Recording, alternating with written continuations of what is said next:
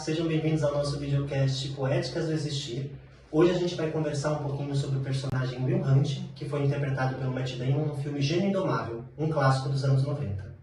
Então, Bruno, falando um pouquinho sobre o Will, sobre a história de vida dele, ele teve uma infância muito violenta, sofreu muita violência, abandono, e por conta disso ele adotou uma postura bastante ofensiva e defensiva, ele utilizou muito de sarcasmo, até a inteligência dele, a habilidade dele. Isso servia como uma proteção, que fazia com que ele evitasse a sua liberdade de escolha. E isso gera um sofrimento perante a sua própria existência. Isso acontece com todos os seres humanos, a gente classifica isso como ajustamentos criativos, e eles podem ser funcionais e disfuncionais. Bacana, Fábio. O que você acha da gente dar um exemplo para quem está assistindo a gente, pegando o caso de Will, no filme Gênio Indomável, do que seria um ajustamento criativo? Então, Bruno, eu acho que uma cena que ilustra isso com muita clareza é uma cena em que o Will encontra o amigo dele em um bar próximo à universidade, e esse amigo está tendo uma discussão com um estudante da universidade. Esse estudante é muito inteligente e ele acaba deixando o amigo de Will desconfortável, porque é uma prova ali de inteligências e quem sabe mais, quem sabe menos, e no caso o amigo de Will não sabia muita coisa. E o Will chega de forma criativa, entendendo o que está acontecendo ali no aqui e agora, de maneira presente, e ele ajuda esse amigo mostrando o quão inteligente ele é também. Então, eu acho que isso é um exemplo claro de um ajustamento criativo funcional, porque ele preserva esse vínculo e esse contato com o outro. Interessante, Fábio? Dá para ver que aqui o ajustamento criativo, na verdade, ele é meio que um mecanismo de defesa, Isso mesmo, Bruno, com certeza. Interessante. Agora, traz um exemplo para a gente também do filme de um ajustamento criativo disfuncional. Os ajustamentos criativos, eles se tornam disfuncionais quando o indivíduo ele lança mão de atitudes, de comportamentos que são baseados em experiências passadas, rígidas, e isso faz com que esses padrões, padrões antigos não elaborados, eles funcionem de forma que o contato seja evitado, e a consciência do presente, do aqui e agora, seja também prejudicada. Bruno, então falando do filme, agora eu vou trazer dois exemplos que se referem a ajustamentos criativos disfuncionais. Um exemplo é quando o Will acaba encontrando um amigo dele em uma quadra de esporte, ele para o carro, ele agride fisicamente, violentamente, esse agressor de lá do passado. Então, por que isso acontece? E por que é disfuncional? Justamente porque esse padrão de comportamento ele está baseado em uma experiência do passado, rígida, cristalizada, e não está focada no momento presente, no aqui e agora. Tem uma outra cena do filme que se trata da Skyler, que é uma menina que o Will está interessado, e ela fornece um número para ele, pede que ele ligue, e em determinado momento ele pensa em ligar, mas acaba desligando o telefone quando ela atende, Na verdade ele acaba ligando, mas quando ela atende ele desliga o telefone, e isso mostra também essa forma disfuncional de evitar o contato. Ele é disfuncional porque ele evita o contato com o outro, e aí por conta dos medos, pensando na experiência dele vivida anteriormente, o medo da rejeição, então ele acaba evitando esse contato com o receio de ser rejeitado. Fábio, para mim fica muito claro essa tensão entre o desejo do contato e o medo da dor, esse embate. Agora eu queria que você contasse um pouquinho para a gente como que numa perspectiva da Gestalt terapia seria o manejo desse caso, seria um plano terapêutico mesmo aqui para o caso de Will, Então, Bruno, qual é o objetivo da terapia? É fazer que o cliente, o paciente, ele tenha a consciência do momento presente, uma atenção, e o plano terapêutico vai se basear nessa conscientização do cliente para que ele possa adotar um padrão de comportamento mais real, mais voltado no presente, mais concreto, e ter um senso senso maior de responsabilidade em frente, né, a esses seus comportamentos. Fábio, eu acho que esse é um momento legal para a gente então falar no detalhe o que seria, né, esse plano de intervenção para o caso de Will e para a gente ver um pouquinho do exemplo prático, né, de como que seria esse manejo clínico. Ah, bacana. Pensando nesse encontro aqui, eu fiz uma gravação com os meus alunos lá da universidade, onde a gente consegue visualizar duas propostas, né, duas técnicas que a gente trabalha nessas intervenções. E essas técnicas fazem com que o cliente, o paciente, eles tenham uma consciência, né, do momento presente, do aqui e agora, né? Então, essas técnicas sendo bem aplicadas pelo terapeuta traz uma grande ajuda nessa conscientização. Legal. O esvaziamento da cadeira vazia é uma técnica central na Gestalt terapia. Ela foi desenvolvida por Fritz Perls, que visa facilitar o contato direto com aspectos internos ainda não integrados ou com relações interpessoais conflituosas. O procedimento consiste em posicionar uma cadeira vazia diante do paciente, convidando-o a projetar nela uma pessoa significativa, uma parte de si mesmo ou um aspecto emocional que necessita ser trabalhado. O paciente, então, é orientado a se dirigir àquela presença imaginária, verbalizando pensamentos, sentimentos, reclamações ou dúvidas que estejam presentes em sua experiência subjetiva. Esse ato de externalizar e personificar o conteúdo interno permite ao indivíduo ampliar a sua consciência fenomenológica, reconhecer padrões emocionais e cognitivos que frequentemente permanecem ocultos na rotina mental e experimentar uma nova relação com seus conflitos.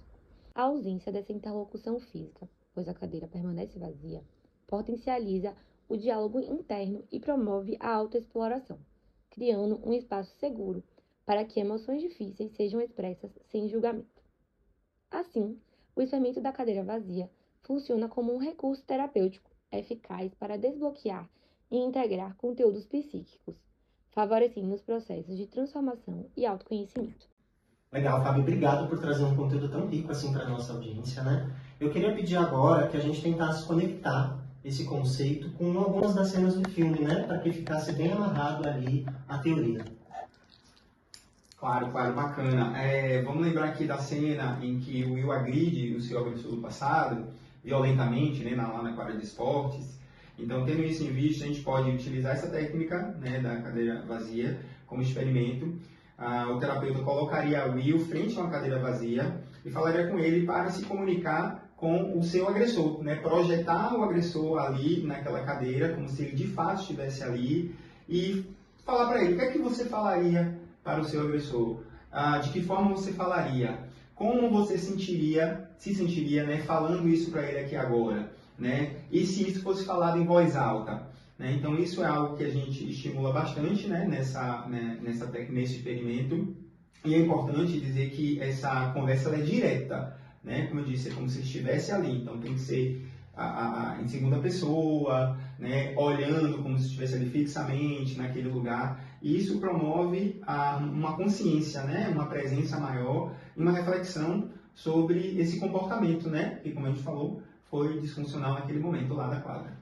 Legal, Fábio. Acho que é legal a gente reforçar também a importância da postura de silêncio do terapeuta nesse momento, né? Para que, de fato, quem tenha protagonismo ali nessa hora seja o Will, seja de fato o cliente, seja o sujeito, né? Para que ele consiga trazer ali, de fato, o que o incomoda, quais são as suas dores e etc., né? De forma mais limpa e sem interferências.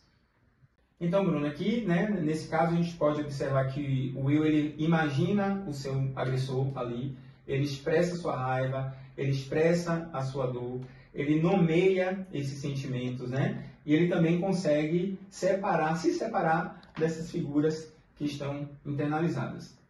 Poxa, Fábio, essa parte de experimentação na clínica da Gestalt ela é muito rica, né?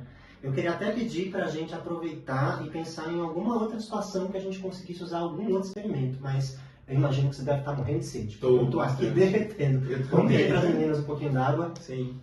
Maria? Oh, meu bem, obrigado, viu?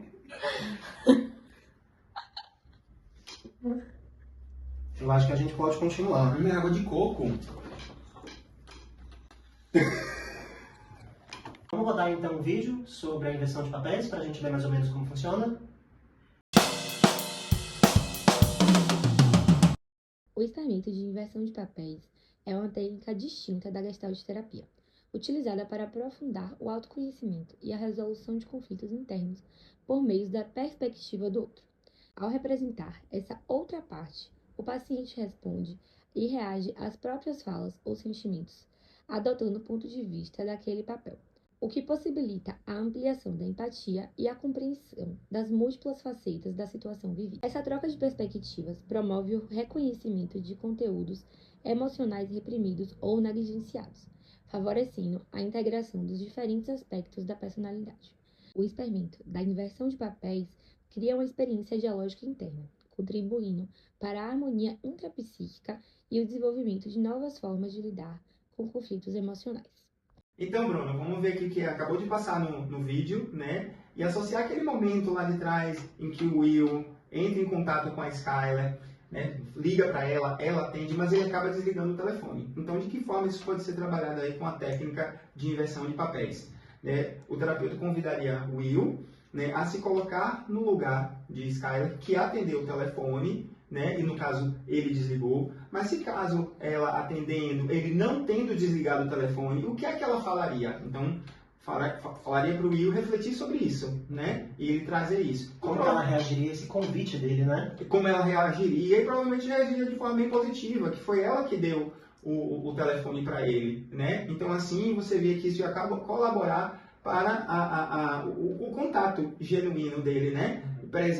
Presente. E aí, de não trabalhar na construção na permanência daqueles padrões rígidos de rejeição, e sim ele se ajustar criativamente e de maneira funcional. Acho muito interessante a gente observar também, Fábio, que essa técnica ajuda, no caso o Will, né, a descristalizar um pouco dessa mística, né, de que ele teria uma rejeição de Skyler, porque, na verdade, se ele tivesse explorado essa ligação, se ele tivesse explorado esse contato, ele poderia perceber que esse medo da rejeição dela é uma criação dele, porque a Skyler, na verdade, tinha intenção no contato genuinamente. Sim. E o que eu acho interessante também, Fábio, é que esse plano de intervenção que você está propondo, né, trazendo esses exemplos com base no filme, eles deixam muito claro que aqui é um convite para o Will de fato se responsabilizar pelas suas escolhas, né? Se responsabilizar pela sua postura diante da vida e mais do que isso, né? Ele entrar em contato com a própria dor, com a própria vulnerabilidade.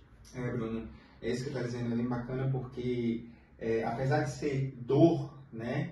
Geralmente é dado um significado negativo, mas a dor ela também é transformadora. A ferida ela encontra um espaço para que ela possa ser significada, né? E esse contato transforma essa dor, né, de sofrimento, que é monológica, em um sofrimento dialógico, né, que se pode tornar uma travessia. Que linda reflexão, né, Fábio? O sofrimento como essa possibilidade de travessia, de fato. Obrigado por esse encontro rico. Para a gente fechar agora o programa, eu queria te convidar a trazer uma reflexão, né, que trouxesse um amarramento sobre o que a gente viu no filme Gênio Indomável e o caso de Will. Bruno, assim, eu adoro a Gestalt terapia, né? Eu acho que um dos grandes ensinamentos da Gestalt é acolher essa singularidade do sujeito único e criar esse espaço onde ele possa se apropriar da sua existência, da sua história, né? De maneira cada vez mais singular. E assim aumentar as suas potencialidades, né? A sua consciência, a seu awareness, né? O do aqui e agora, abrir possibilidades para o novo, né? Uma relação existencial, fenomenológica, e assim pensar em novas maneiras também de existir e se conectar com o seu projeto de vida.